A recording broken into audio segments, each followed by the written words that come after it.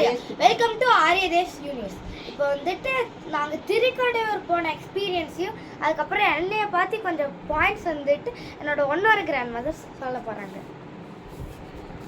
Hi Arya, உன்னை எனக்கு ரொம்ப பிடிக்கும் ஆரியா. எனக்கு 6 பேர பிள்ளைங்க இருக்கிறாங்க. ஆரியா வந்து எனக்கு ரொம்ப பிடிச்ச பையன். அவன் சின்ன வயசுலேருந்து அவன் என் கூட தான் இருந்தான்.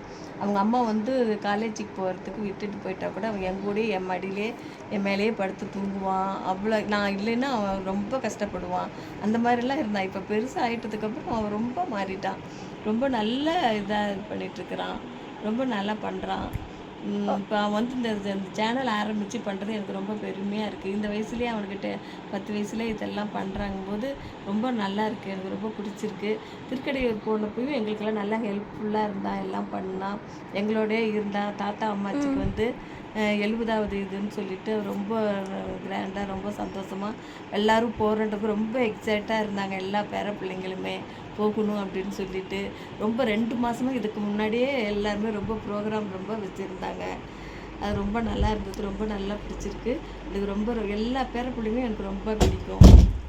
ஓகே ஓகே, இப்போ வந்து நம்ம திருக்கடையூர் போன எக்ஸ்பீரியன்ஸ் ஷேர் பண்ணலாமா?